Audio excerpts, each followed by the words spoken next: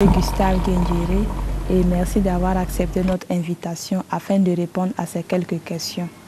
Sans plus tarder, la première question, qu'est-ce qu'une fille attend dans une relation d'amitié? Merci beaucoup. Dans une relation d'amitié, la fille a une perception différente de la relation d'amitié que le garçon.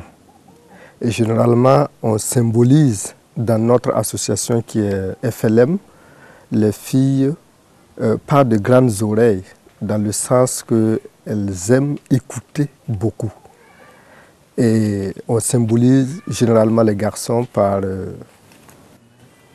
j'allais dire, des gros yeux et une grande bouche, parce qu'ils parlent beaucoup. Donc, quand un garçon dit à une fille « je t'aime », cette expression a une profondeur au niveau de la fille que le garçon ne peut pas imaginer. Pour la fille, elle a toute une connotation importante dans sa vie. Et c'est ce qui fait qu'au niveau de la relation entre un garçon et une fille, la fille attend une affection, une certaine tendresse, mais aussi la fidélité dans la relation et bien sûr de la compréhension et de la considération, ce qui n'est pas forcément pour le cas du garçon dans une relation d'amitié. Il est évident qu'il y a une différence d'attente parce que de ce que je viens de dire, il découle que la fille a un niveau d'attente plus élevé qui se situe au niveau affectif, au niveau sentimental. Elle attend une manifestation de tendresse à travers les paroles, d'affection et de considération. Le garçon est plutôt frappé par ce qu'il voit, par l'aspect physique des choses. Pour une jeune fille, en général, tendresse et sexualité ne sont pas synonymes. Par contre, chez les garçons, il y a une confusion entre ces deux termes.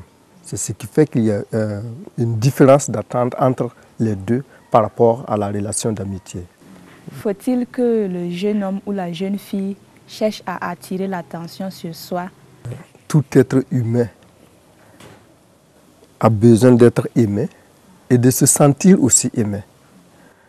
Mais attirer l'attention sur soi peut être... on peut le faire de plusieurs manières, j'allais dire de deux façons. Et le choix de l'approche a des implications, a des conséquences. On peut attirer l'attention sur soi par la bonne manière, une bonne conduite, une attitude positive.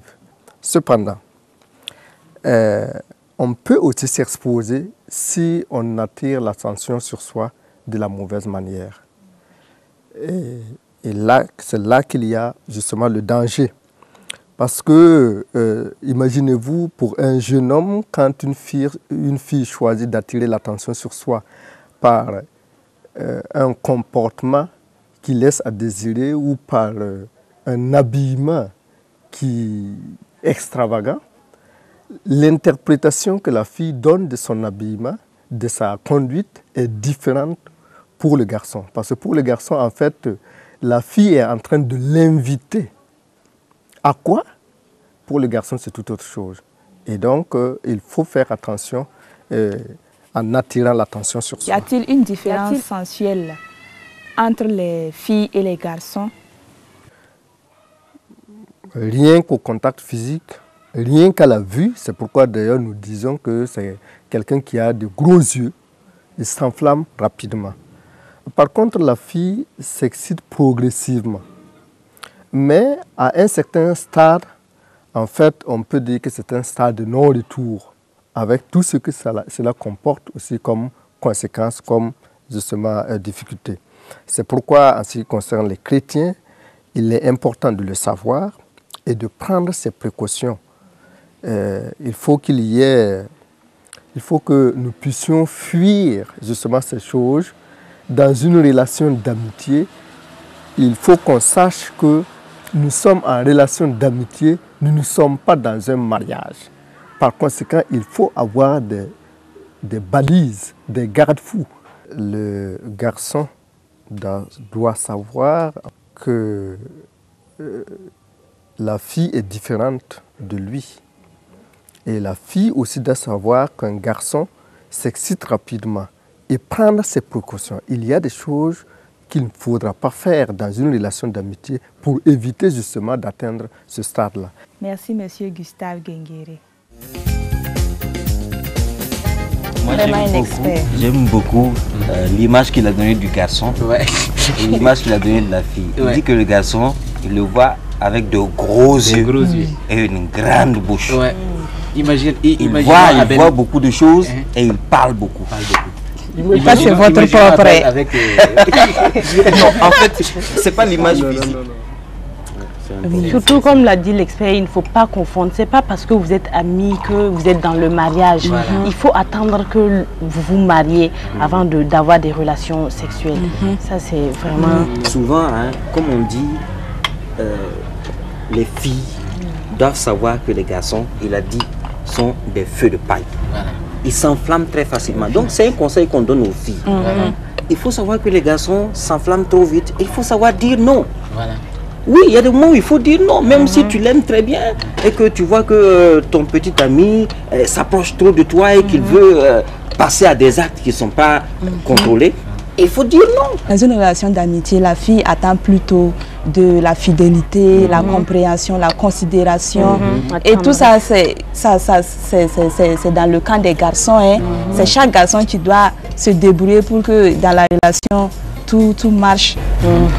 Et puis que ça aboutisse vraiment au mariage. J'en ai discuté avec des amis qui sont fiancés depuis un certain bon bout de temps et ils m'ont donné leur expérience.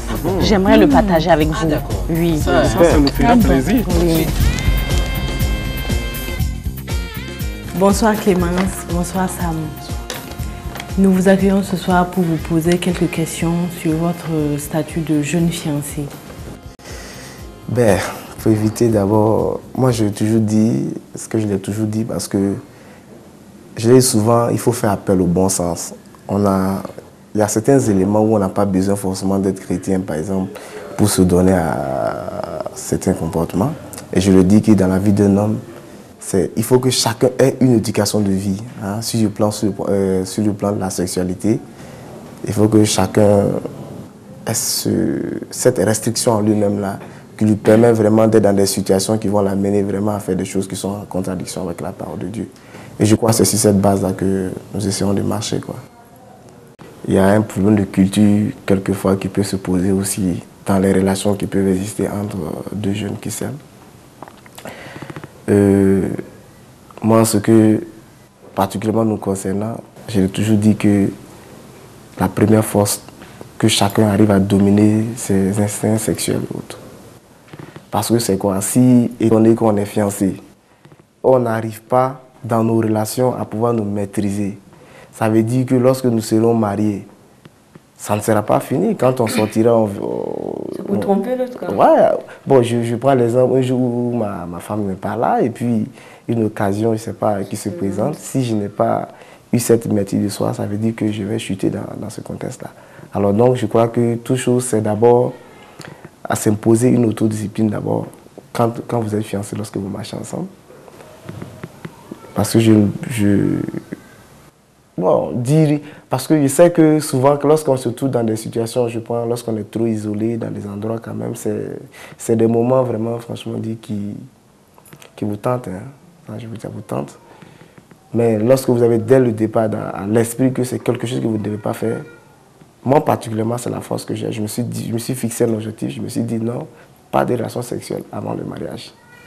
Alors donc, je suis préparé, je suis averti déjà. Et c'est quelque chose sur quoi je fais beaucoup attention dans nos relations pour qu'on évite à arriver à ce genre de situation. Mais n'empêche que quand on est souvent ensemble, il y a cette force-là qui nous attire. Je crois que c'est normal aussi. Je la mets souvent mes exercices de français, la dissertation comme je l'aime bien, puis mes devoirs d'anglais qui m'aident à traduire. Et du moment où on fait la musique ici, donc on répète ensemble, les dimanches par exemple. Ce n'était pas facile quand même de sortir, par exemple, quand tu veux aller quelque part, Ou bien, c'est pas facile quoi. Mais du moment où vous êtes fiancé, c'est sûr que les parents quand même vont comprendre, vous laissez sortir de temps en temps et puis... Alors, qu'en pensez-vous? C'est formidable, c'est fantastique.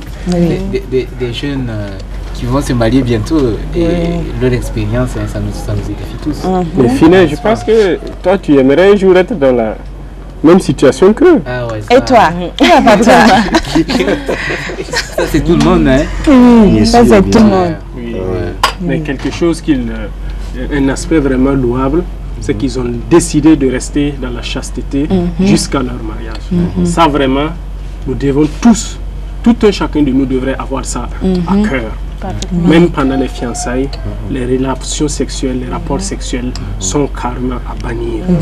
Et c'est ce genre d'exemple-là qu'il faut suivre dans la vie. Oui, et par rapport à ça, il faut aussi de bons conseils aux jeunes gens. Parce qu'ils ne savent pas qu'en voulant faire des petits jeux amoureux avant d'être mariés, cela peut les conduire dans le péché, à tomber dans les relations sexuelles. Et vous savez, il est bon que les jeunes qui ne sont pas encore mariés, quand ils sont en train de bavarder tout seuls, qu'ils évitent tout ce qui est caresses, baisers, parce que ça éveille certains sens en chacun. Et ça, en tout cas, c'est sûr que toute personne a cet instinct-là, tu peux se réveiller d'un moment à l'autre. Et il est bon que tout un chacun prenne la résolution, la décision, comme ce que tu viens de le dire là, pour éviter de tels désagréments. C'est dire que en fait, nous n'avons pas de nerfs de fer. Nous sommes tout à fait, en tout cas, des hommes. Et nous sommes soumis effectivement à ces instincts purement biologiques et instinctuels qui ne sont pas en fait, et qui nous amènent pas chaque fois de bons résultats. Mais ce que nous devons faire, à chacun d'adopter un comportement responsable, à chacun de discipliner lui-même et en fait son instinct sexuel, le discipliner, le dompter et en fait l'apprivoiser de telle sorte afin que ça puisse être domestique et non sauvage. Dans ce cas, nous pourrons et réussir comme Sam a eu à le dire, vivre comme ça et souhaiter aller jusqu'au mariage sans en tout cas avoir des rapports sexuels avec sa femme. Et si toute l'humanité, toute la jeunesse en fait avait ce même comportement, je pense que beaucoup de mots sociaux allaient être carrément exactement. C'est vrai. Ce qui m'a surtout touché, c'est que malgré la situation de fiançailles dans laquelle ils étaient, c'est pas pour autant qu'ils ont baissé les gardes.